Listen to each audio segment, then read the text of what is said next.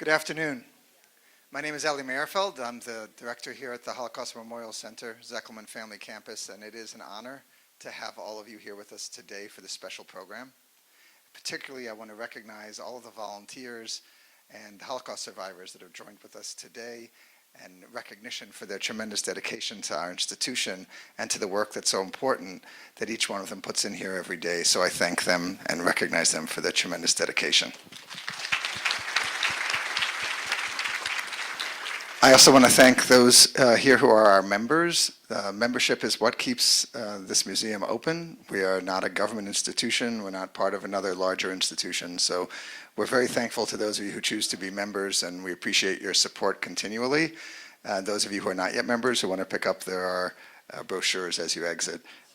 We would ask you all to consider becoming members of the museum as well. I want to thank our supporters for today's program, Ellen Crane-Rothsker, Patricia and Daniel Frank, Ellen Kahn, Barbara and Edward Klarman, Jolanta and Edward Molinowski, Judith and Bernie Mendel, Dorothy and Herschel Schamberg, Nancy and Sam Shammy, and Sarah Geyer and Scott Strauss. The program today, it's my honor to ask to be recognized today Clara Garbon-Radnoti, who is a Holocaust survivor who emigrated to the United States in 1962.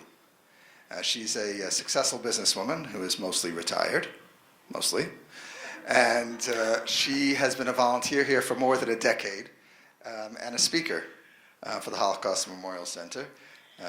We share a soft spot for Diet Coke, and she spends quite a bit of time here at the center. You're going to hear about some of the work that she has done for us to really uncover some of the unknown information that was until now sitting in drawers that now is available to the public.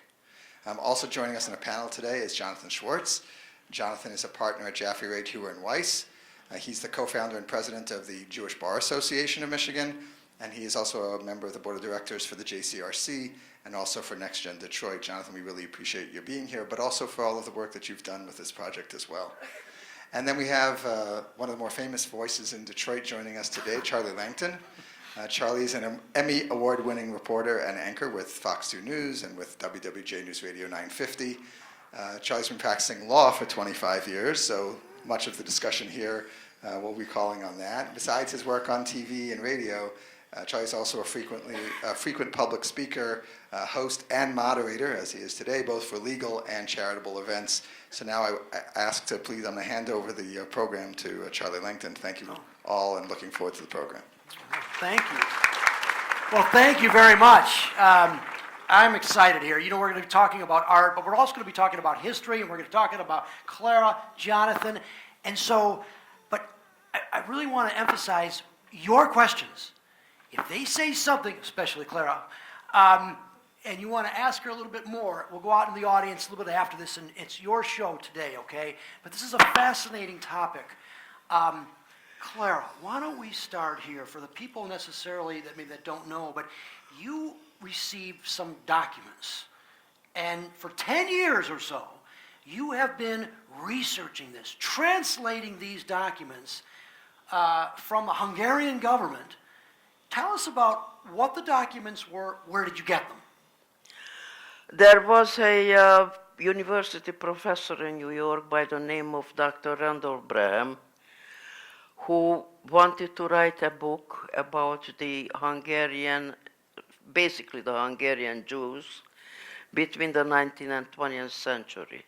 He needed information. He went to Hungary. The Hungarian government at the time, it was still communism. And they permitted him to go into the Hungarian official archives in various cities, including Budapest, mainly Budapest, where all these documents he needed were staying. And when he came back to America, wrote his book, a big 2-volume book, and he ended up with having all these information, which it was taken on these microfilms. And he didn't know what to do with them. He had 3 copies. And since in Detroit, the Holocaust Museum was the only one at the time, This museum. this particular museum, not this building, it was in another building, he donated one of the reels to the museum here. They put it nicely in a filing cabinet, as many as 184 microfilms. And they were sitting there from the 80s until I moved from New York to Detroit, and I wanted to do some volunteer work.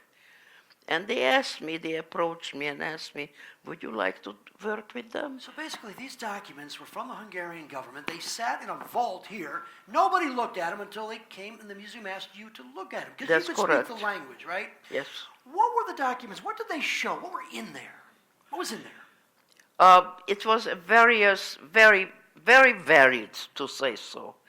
There were letters, there were ordinances, there were laws brought by the government. They were regular government documents. Kept by the Hungarian government. Correct.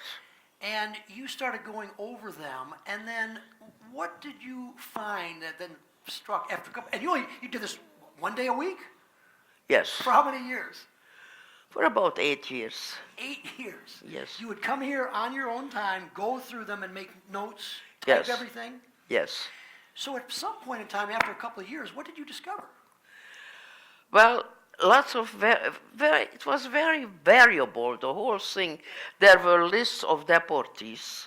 Some cities were completely written who were deported, the name of it. Among other things, I found something very interesting for me personally. All of a sudden, I see the name of the city where one of my aunts lived. You recognized? I your recognized aunt's the city? city. So for curiosity, I dug more into it, and I found a complete inventory of my aunts who was deported with her little daughter and never made it back. They died. The complete inventory of their household. 4 chairs, a kitchen table, and so on and so forth. You can imagine how I felt. Why did the Hungarian government want to document what was taken, right, before the people were deported? Good question. The Hungarian government was always very systematic, more like the Germans, extremely systematic. They made very precise inventories of everything. They wrote down every little detail. But why the Hungary? And now Hungary and Germany were friends, weren't they? Oh yes, very close. It wasn't until later, like 1944, where the Germans invaded Hungary. But before, they were together. So why do you think the government would want to create and preserve the documents? Because unfortunately, a lot of these people, they were Jews, they were going to be killed, right? Why? This was normal to preserve all the paperwork which went through the government, and they put it in the official archives. At some point in time, you came across something that surprised you, the artwork, right? Yes. Thank you. That's your cue to talk about art. Now, what did you come across? When you found you were going through these things for years, right? And then you came across artwork? What did you think? Well, at one point I got to reel number 143, 44, and 45. Out of how many reels? 184. 184 reels. Oh, they have them up there. And this was number which one? 143, 44, and 45. Oh, okay. And what did you discover? All of a sudden I see the listing, strictly artwork was the subject of these reels.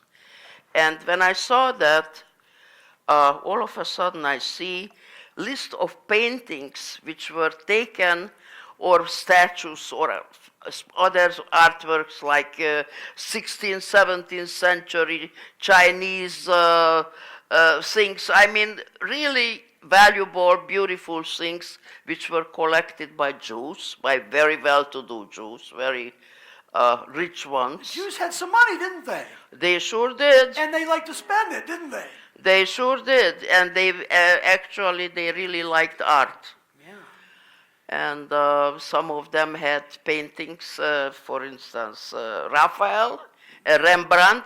And when I saw those names listed, my eyes got this big, and I started to yell to my boss, Mrs. Heuer Weiss, and I said, "Come here real fast, because look what I found." And these were now, and this didn't make it into the professor's book. I mean, you were the first person to discover this. Correct. Why didn't it make it into the professor's book?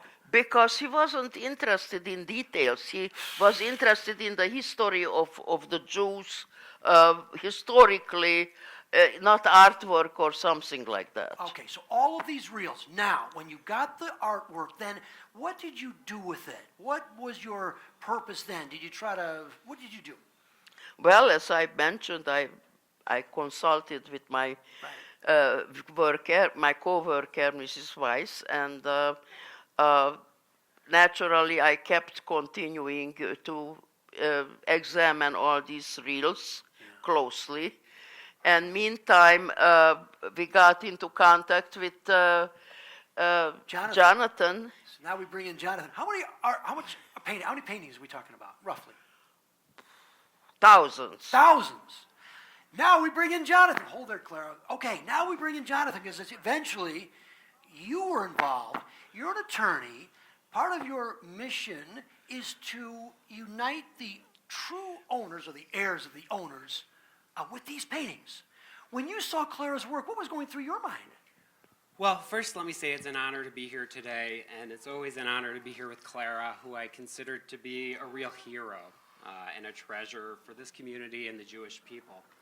So I began working... I agree with that, by the way. I agree. Okay, Absolutely. So this issue of looted artwork that was stolen during the Holocaust kind of came on my radar a couple of years ago, and as president of the Jewish Bar, we hosted an event here in this very auditorium near the middle of 2016. So I was aware of the problem.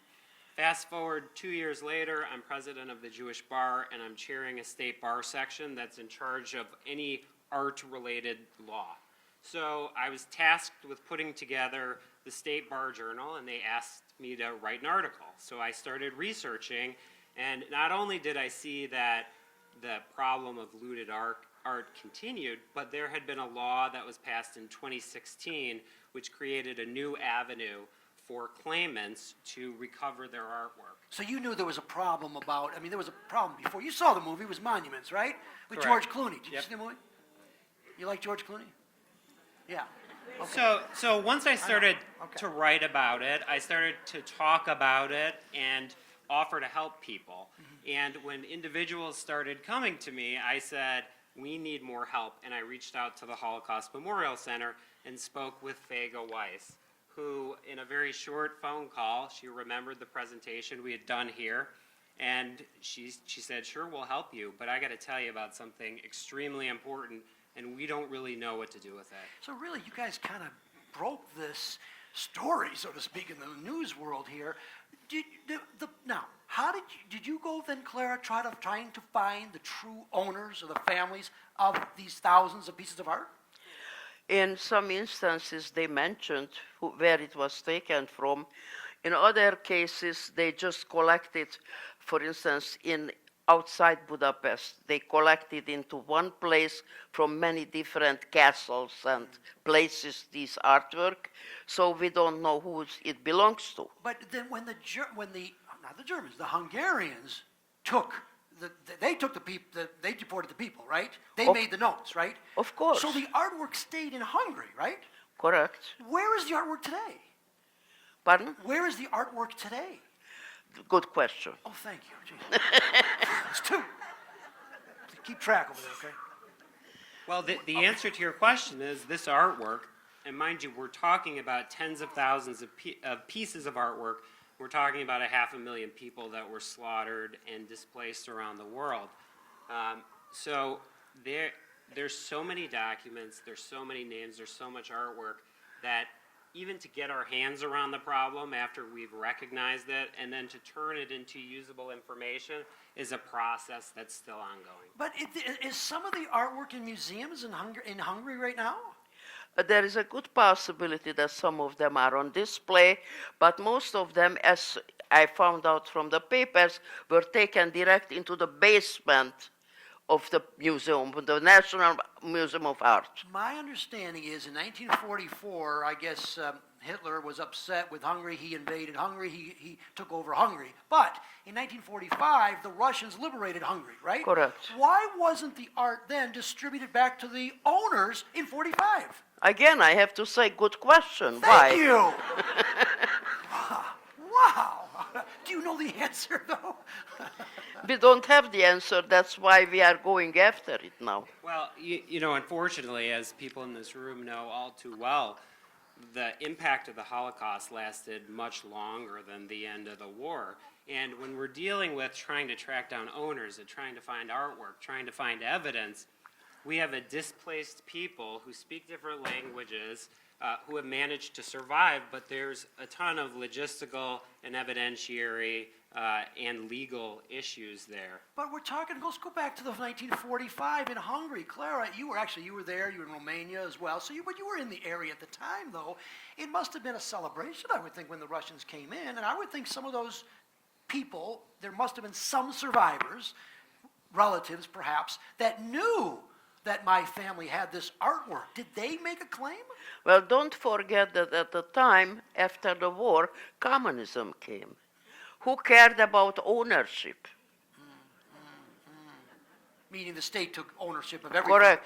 Was the Hungarian government, Jonathan, was it their mindset to try to find the true owners?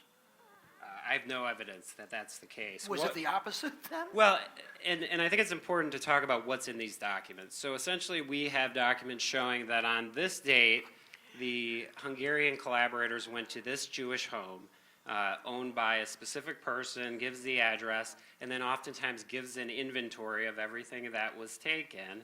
And then we have transfer documents showing where it was taken, and then we have acknowledgments of receipt. And we have Hungarian museums and cultural institutions that are keeping this artwork. We have a Hungarian government that was collaborating with the Nazis and, you know, didn't care about the Jewish people, certainly. So there's been no impetus, certainly at the time, and even to date, there's so many issues with the Hungarian government, and it's very fair to question their desire to actually return this artwork. So, any value, dollar value on the artwork, Clara, that you found in the documents? Can you value those real, like a Rembrandt? Can you put a price tag on it? You cannot. No. It's taken from the world. One Van Gogh, the Diggers, that one in Detroit DIA, was subject of some. Actually, the better one is the woman in gold. That woman, another movie. Did you see that movie, Clara? Yes. So apparently that piece, the true owners of the heirs got that piece. And my understanding, it sold it for $135 million. It's one piece. So there's about 300,000 missing pieces of artwork to date. Around 700,000 out of the million pieces of artwork, and we're talking about 20% of the art in Europe was looted. So 300,000 pieces still missing. Even the claims conference was able to recover around $160 million worth of artwork, but we're talking about billions of dollars. Clara, when you were going through those documents, what was going on in your mind? Were you maybe upset that you were witnessing so much documented theft? No. Oh. No, I was fascinated. Sometimes I came in, I started to work, I even forgot to go to the bathroom. The museum was happy about that, I think. But, all right, yes. So, but you were, yeah. And I examined those documents. Of course, I didn't translate word by word everything. I just made an index indicating, because the material is huge, it couldn't possibly be translated word by word. And when I saw these pieces, for instance, the artwork, I was just fascinated, and I wanted, like a detective, I tried to go further and further, deeper and deeper into it to see what's the outcome. And I found, for instance, very important truths, and this is what is contradicting of what the Hungarians used to say. Oh, the German took it. The Germans took it. When somebody asked, where are my things? Where are these things? Oh, the Germans took it.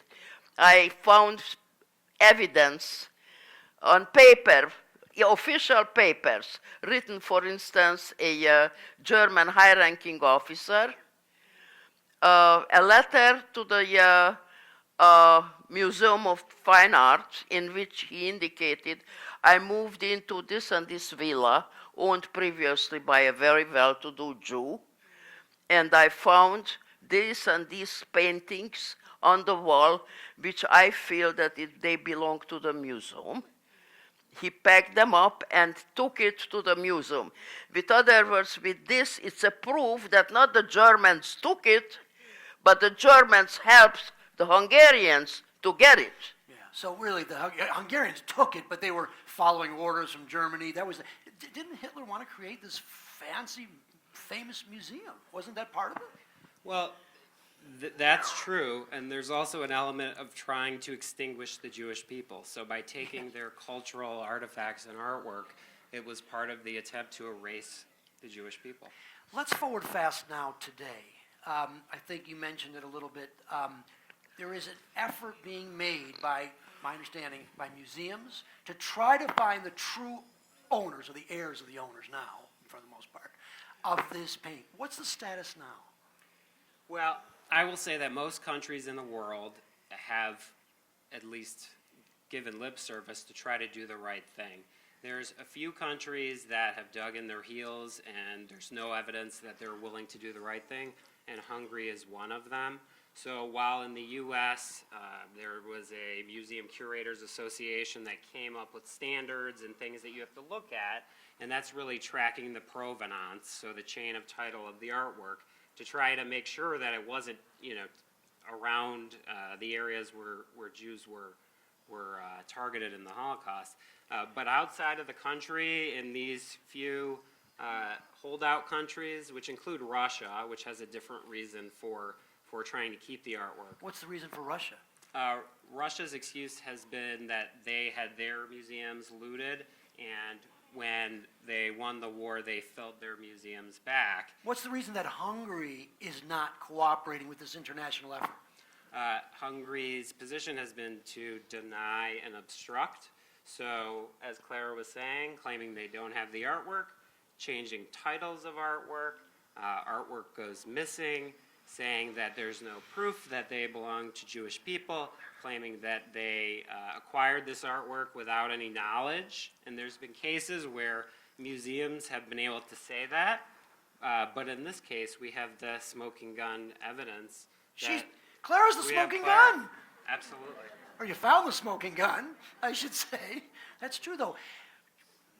I mean, I'm making a little joke about it, but the work that Clara did and what she found, how important is that in the quest to find the true ownership of this art? I think it's one of the most important recent discoveries for the Jewish people that has been made, absolutely.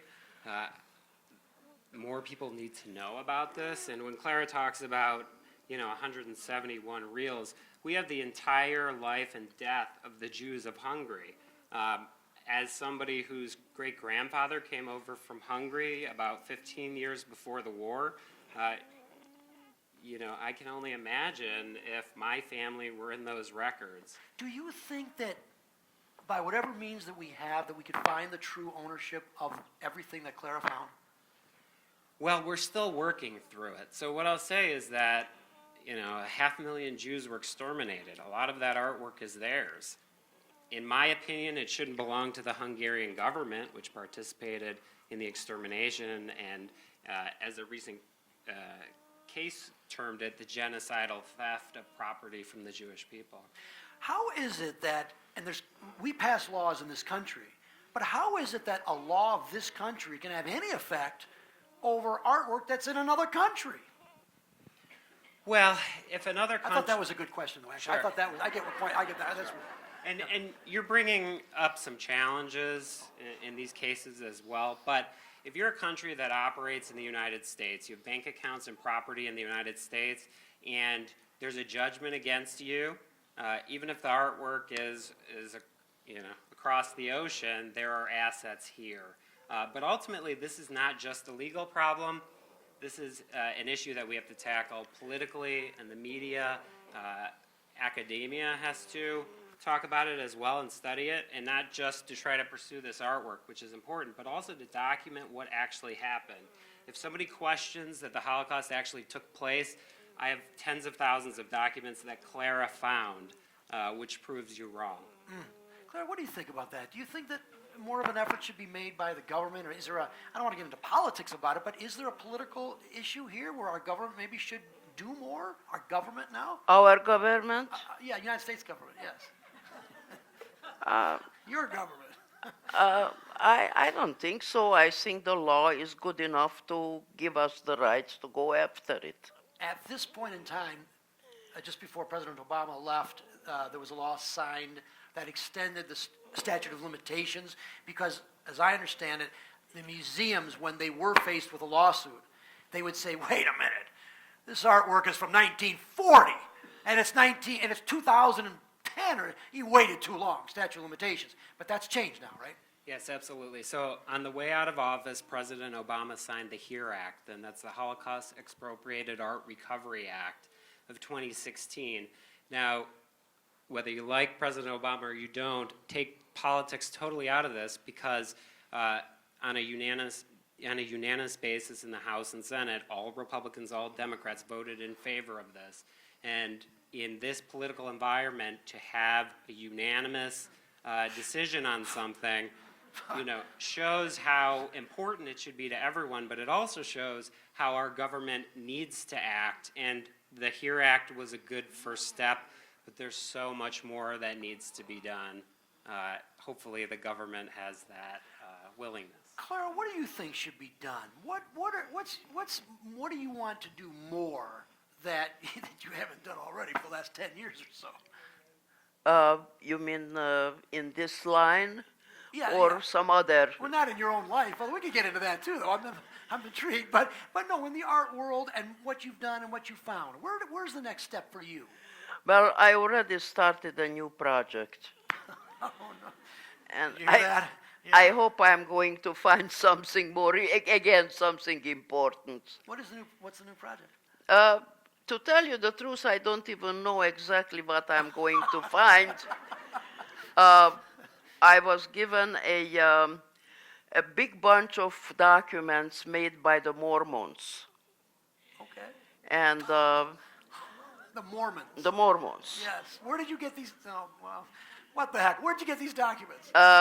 I have no idea where Mrs. Heuer Weiss, the chief librarian, got it, but they were also sitting in the filing cabinets for decades, and nobody touched it. You got to clean this place up every so often, you know? There's a lot of stuff in here. These are in English, though, right? Oh, yes. Okay. That's Some of it, not all of them. Oh. They are in Spanish, Italian, various languages. How many languages do you speak? A few. Well, don't forget I know Romanian, and Romanian language is very close to all the other Latin languages. So even if I don't understand every word, some of it, the essence, I may be able to understand. Let me ask you. I don't mean that you're a survivor. Yes. I don't know if everybody knows that. What do you remember of those days going back into Hungary? During the war? Yes. What do I remember? I remember every day's misery. I remember the fear. I remember the hiding. I was hiding with fake papers, and I survived the war, but my experiences made me to grow up real fast. I was only 14 years old when it happened, and it was something you can never wipe out from your mind. Do you think about those days even today now? I do. Many times, as a matter of fact, I even dream about it. Do you hold a sense of anger? What No, no, just I feel a sense that I should fight not to happen again. What's a lesson that a young person can learn today based on your experiences as a survivor? Don't let yourself being persecuted like we were, and fight against it. And fight in time so it can't develop into something big like it used to be during Hitler's time. Let's go to the audience. People have questions. Anybody have any questions out there? Raise your hand if you have a question. All right, there's a bunch of questions. Do we have a microphone? Let's do this. I think this is perfect timing here. Here, let's just do. Who's got a question? Okay, just stand up real quick. There you go. When you were looking through the files and you saw your aunt's possessions, did she have any of the artwork that was listed or any masterpieces? I didn't. What was in your family's inventory that you found? Your family did not have any artwork, right, Clara? When you found your family. Okay, but was there any pieces in that collection that you remember as a little girl or that you would say is priceless to you? No, Okay. no. It's just the address. After all, don't forget, I was at the time 14 years old. Right, okay. All right, who else? I saw another hand. Raise your hand. Michael, do you have a question? Stand up there, Michael. Another survivor, Michael. I just wonder what was on that train, the golden train. What I think the Americans stopped it. Could there be anything what you talking about on that train? What happened to that train? Who got it? Who got it today? Because it was a big chunk of Europe, gold and everything. Golden train. Do we know what that's about? Everybody knows what that's about? We know that? What's a golden train? A train coming out of Europe, but the American captured it, and it was full. I didn't see it. But with what really Goering and Hitler and all these people got together, and they tried to get it out of Europe, it was all over. I mean, Well, there's some question as to what happened to some of these masterpieces. We said that so many of them have disappeared, hundreds of thousands. What happened to all of them? So there are people who are searching for what might have happened at the end of the war, where some of these pieces were hidden, and about this train as well. I also, the question that was asked to Clara before, Clara, when you looked at that list of personal items from your aunt, so the questioner asked, were there any priceless pieces of art, to which the answer was no. But think about the items that you saw listed there, and about the familiarity that each of us have in our own homes with the little items, the little things. Can you just talk for a minute about that? Well, it's an art feeling. It's a very art feeling to see your own aunt's things listed there, somebody who doesn't exist anymore and she was killed. But they're everyday items, like you said, a rolling pin, kitchen chairs. These are Yes, little but things. it was hers. Her own address. I recognized it right away. She lived outside Budapest and she just disappeared. She was killed with her little girl in the concentration camp. And I'll add that the Nazis had about 10,000 hiding places. The Hungarians had many different places too. What we're hearing as we talk about this are people who don't just have artwork, but they had, wedding rings stolen, and they had jewelry and other things, and money and rugs and furniture, and those are in the documents as well. So there's just massive wealth and property which is still missing, and certainly the art, we have an idea about where that is, Just but shocked. everything else is not as easy to track. Just shocked at the detail, too. All right, question. Has it been ever considered for art for which you cannot identify owners to donate it to museums in Israel? Israel as a collective Jewish community. Good question. Good question. if there's going to be a return of artwork, it should go to the global Jewish community wherever they exist. So I would be in favor of that. You know, it's not my property, so it's not for me to say. But if there is certainly people who have passed away, their property, I would think they would rather go to the Jewish people in Israel or the United States or wherever there's a need. Because But a there's lot a of- lot of need in this global Jewish community. But a lot of Jonathan, a lot of these museums that have the work, they don't want to give them up, do they? No, absolutely not. That's a real problem, isn't it? Oh, yes. Yes. All right, another question here. My wife's mother was a survivor from Hungary, from a small town near Fud. And she came from an upper class or upper middle class family. How would we be able to find out if they had any artwork? It's a good question. So first thing I would say is contact the Holocaust Memorial Center, get in touch with Vega Weiss, and she can help, and I can help you as well.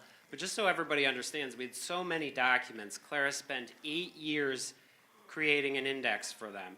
What we realized was that we needed more details. So we made all these attempts to try to find translators and people to work on it, and everything fell through. And what Clara said is, I want to dive back into them. And what she's done is the Holocaust Memorial Museum in DC digitized the documents. The Holocaust Memorial Center set them up on computers for Clara at home. And this summer, day and night, she's been working to group documents together and create another refined spreadsheet, which now we can go through and specifically identify artwork. But that's a process too. Just so I understand, we have example of Clara's Index. I don't know if Clara, you can see this here, but we've got our number, what is that, 143, real number? And then the date, right? And then the document issued by Hungarian National Museum of Fine Art. So we go back to 1944. Is that the date that was on the document you reviewed? Yes. Frame 6. How many frames? Sorry, I'd put that in there so people wouldn't know where to look, but that's just six frames from the microfilm is what she found all that artwork on. Oh my and that's just one example. Is this is all your work? I mean, would you type the, oh my, and this is Budapest, right? And then the details, confiscated 14 pieces of artwork sent to the museum, also separately 45 pieces sent to an address. You've got the address there, receipts signed by, wow. And you've got, how many of these pieces of paper do you think exist that you did? Well, just imagine 184 microreels. And some of the level of detail is even scarier because it says simply how many crates, right? Clara, go ahead. Just some of the information when they received receipts from the museums, they weren't receiving even an individual list of paintings, right? Microfilm, I don't know if you people are familiar with it, contains thousands and thousands of information. My job was to make it as Concise. dense as possible, so just to take out the essence, to indicate what's on it, because practically it's impossible to take it word by word or translate the whole thing. It would take a whole room full of papers or whatever. I can't even imagine. It's such an enormously big material. Are all these documents typed? Pardon me? Are they typewritten? Some of it. And Some the of them others? were handwritten. And in various languages too. So sometimes I ran into problems, but I was like a detective, tried to push it and went until I found what's it all about. And I'll add that it's chilling when you look at some of these documents and they're on letterhead for these museums that are still in existence, and you see like a picture of the building on the letterhead from the 1940s, and I Google it and I see the building on their website now. I look and they have, the artists that are in the documents. So it's really just shocking how justice has not been served here. Let's get another question here. Right here. Just a quick question. Are there venues through international law, international compacts, tax agreements, or whatever, that give you a means to pursue this legally against the member governments that exist now, saying we want that and is there a leverage through international law to get the artworks in their proper hands? Sue the Great museum. question. Yeah. So I will say this, while Clara was spending 8 years looking through the documents, there was a lawsuit against the Hungarian government for reparations brought by survivors that had been dismissed and reinstituted and wound its way through the court. The same month that the Detroit News published an article about what Clara found in January of this year, the Federal Court of Appeals in Washington, D.C. came out with a decision that said there is jurisdiction to sue the government of Hungary and the Hungarian Railroad in Washington, D.C. That case is ongoing, and we are in discussions with those attorneys. All right, do we have, well, you want a question right now? Real quick, you wanted to ask Clara something. Real quick. Hi. Clara, kind of as a sidebar to this, you said you were hidden. It's a similar story to my mother-in-law. I was wondering if Raoul Wallenberg was involved in saving you. Clara, do you know that? Clara? I didn't get the question. So they asked who helped hide you during the war? Who helped? Who? To hide you. Me? Myself. Questions? Did you have a question up front? I think you did. You're all surprised, I know. I know. Go ahead. What's your question? The talk is about what happened to Hungarian Jews and their art. And I would like to know, are there similar efforts now about Jewish art lost in what is now the Ukraine and Poland? This was a huge Jewish community, and I'm sure they too must have been collectors of beautiful things. Beautiful question. Good. Yes. Are there efforts? The question is, are there Claras in other parts of the world, the Ukraine and Poland and Russia and So part of the Communist interesting point, so in Ukraine, the Germans, as they advanced, did not create provisional governments, same as in Poland also. Poland was an occupied country, but there was no local government. And so what the Hungarians did in terms of what Clara described, of dutifully recording all of the behaviors that they took against the Jews and all the persecutions and the stealing of their materials, doesn't exist in Ukraine and Poland in terms of the kind of paper trail that was created in Hungary. Although for sure there was art that was stolen and personal effects to the billions of dollars that were stolen. I mean, you would think that if there was any art to get back, it would be art stolen from Hungary because of the paper trail, which I'm hearing now did not exist in other countries. So it's much more difficult. Is that true, Jonathan? Yeah, I'll say Clara is one of a kind. This document discovery is really one of a kind. I mean, it's very difficult to go through all the documents related to the Holocaust for a lot of different reasons. This is unique, and the way I look at it is, you know, for those who have seen the Woman in Gold movie, does anybody guys see a show of hands? You know, take that story and multiply it by tens of thousands, and that's what you're dealing with here. Let's try one more question here. I came in late. I hope you didn't cover this. Do you think there's a reluctance on other museums to lend support to this cause who may not have Jewish artifacts because it opens the floodgate of, say, Egyptians who want their artwork back, etc.? Good. You know, I think that's a good question. I will mention while you bring it up that there's antiquities from several countries in the documents. But what we have here are museums who are real bad players in the genocidal theft of artwork from Jews. You know, we don't need museums' help. We welcome it. All people of good faith who want to participate in a solution. But it doesn't surprise us that institutions or people are going to try to push back on that for various reasons. All right, we've got another question over here. Let's do it right here. Go ahead. Is there anything that American archives and museums are doing similar to this effort, or just like the American museum community, have any other institutions reached out to help, or are there anything that anybody in this audience or non-Hungarian If you speak Hungarian. to help? Yeah, no, exactly. That's what I'm saying. Is there any non-Hungarians, like speakers, who can help? Sure. So through the Jewish Bar and the State Bar of Michigan section that deals with arts and entertainment, essentially what we've done is created what's been termed the Holocaust Art Recovery Initiative, and this is certainly part of that. So is advocacy. I've used the acronym ART. A is for awareness, R is for research, T is for triable cases. So several attorneys have approached me, and I give them research projects. There's people who want to help with the documents. I've found a place for them. There's always a place here at the Holocaust Memorial Center, and I'm sure they would love more volunteers. So yes, there's a place for everyone. This is a huge problem. It's much bigger than us, and we want everybody's help to try to get some justice here. But are you worried, though, that under at least the American law now, 2027, I mean, the clock is ticking, isn't it?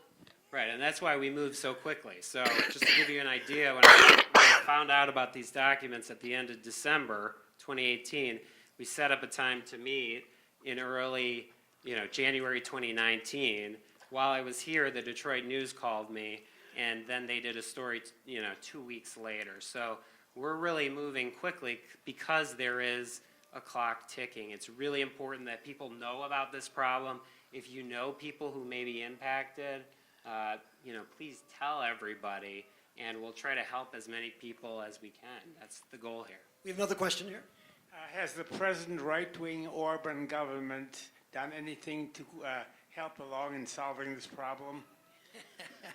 No, the No opposite. politics, no politics. It's a government.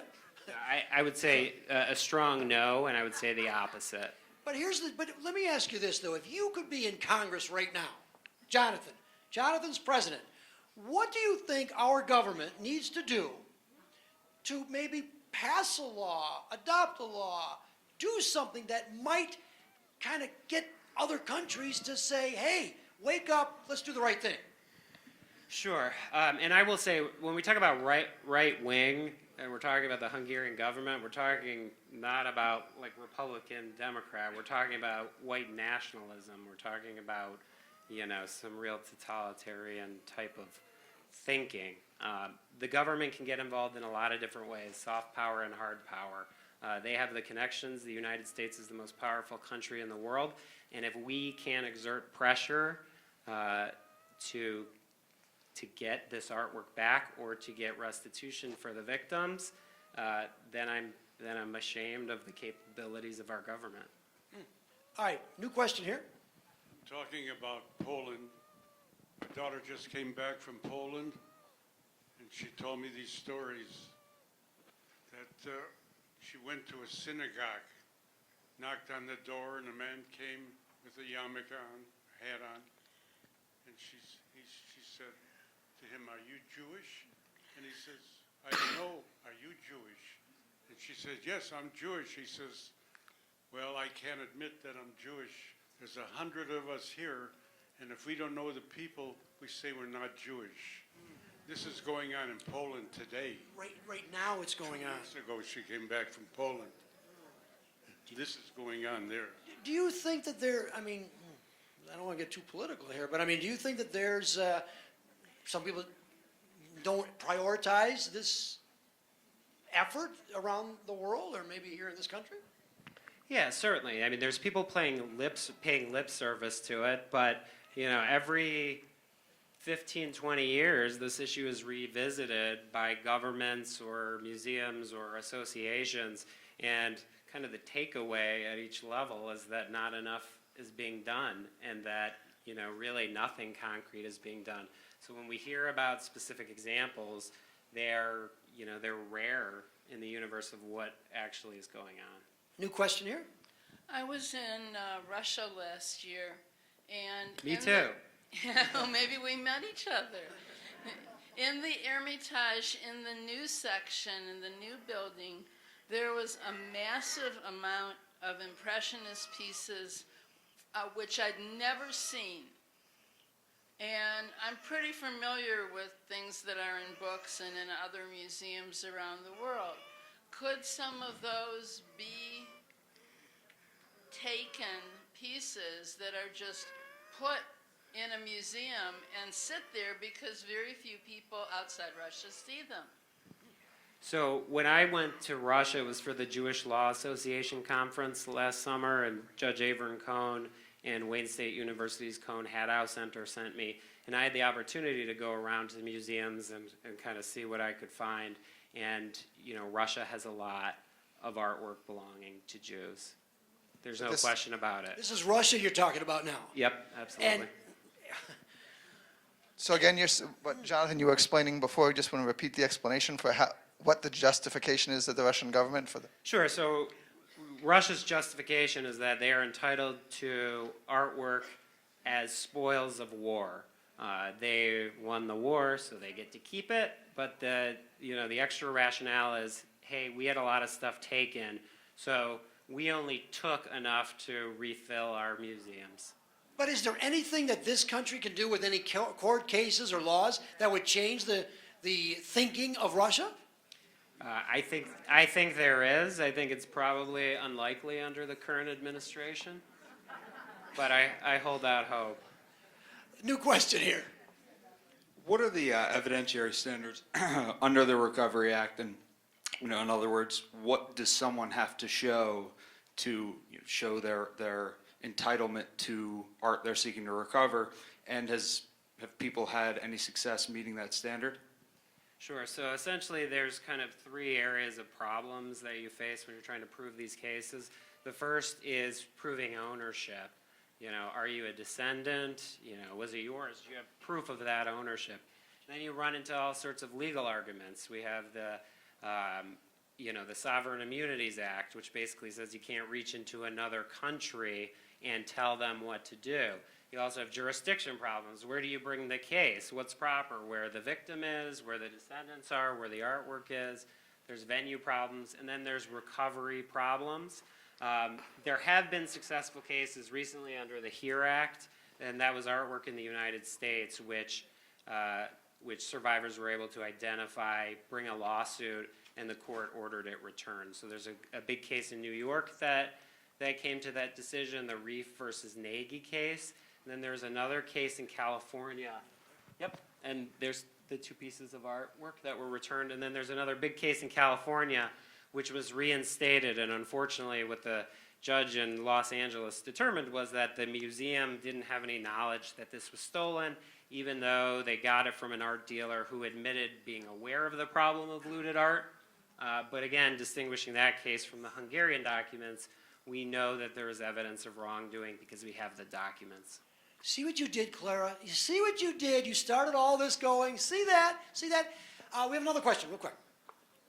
Jonathan, are there other states' law associations like yours that are involved in similar projects? Not that I'm aware of in kind of the way that we've done it, but there are attorneys around the country, usually in some of the more robust Jewish communities who have spent their life fighting these cases, representing survivors. I'm in touch with as many of them as I can. When we talk about bringing a tribal case, something that's always in the back of my head is I don't want to lose a case and set that standard. So certainly this is like a team effort by attorneys in the Jewish community around the world. Can I ask you a terribly personal question, Jonathan? Sure. How do you get paid? So, fortunately, I'm at the Jaffe law firm, which has a ton of really solid ties to this Jewish community and the Holocaust Memorial Center. And, I still work a lot, but they give me enough time to do pro bono. And my wife, who's sitting here today, is very kind, and she lets me spend more time than most wives would let their husbands do. And I'm trying to work on this. Last question. In the United States, every museum is required to check the provenance, the history of every piece that either they buy or accept. And they are not allowed to acquire any piece without such work. I assume that this is the case worldwide. Can then legally, can then the museums which hold the pieces of the acquired from Jews be held responsible and accountable for their work? That's a good question. So one thing I'll say is that when we're trying to prove ownership, and I have had a long experience representing artists and art purchasers, is that provenance, the chain of title, can be faked. Titles to artwork can be changed. dimensions can be misrepresented and changed. So, you know, there are ways to fool a buyer, certainly, to make them think that they're buying artwork that wasn't looted during the Holocaust.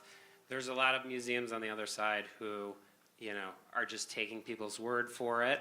But also, you know, who's the claimant that's coming to get this artwork back? Is it somebody that was murdered? You know, they can't come back. Their heirs may not know about it. There's language difficulties, so you really got to match up a survivor who knows that they are the owner of this work, who knows what it is and where it is, and that's just difficult. Clara, last word. What do you want the people here to know? If you could just snap your fingers, sum everything up that you've done in the last 10 years, what would it be? I don't have an answer. Nothing? No answer at all? Are you proud, seriously? Are you proud of what you've done? Of course. You Of should course be. I am. And I feel that it wasn't waste of time. I did something good, I hope. You did. Thank you.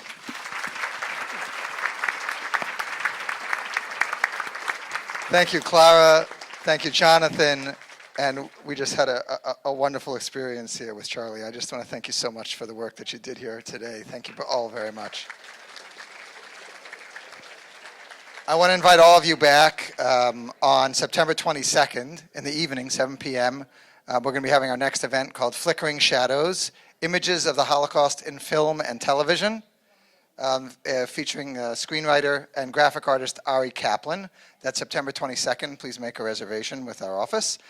I also would like to invite all of you to see the new special exhibit on the Kindertransport and to stop in at our book sale and to spend a little bit of time absorbing what you've learned here today. I want to thank you all for being here and wish you all a good afternoon. Thank you.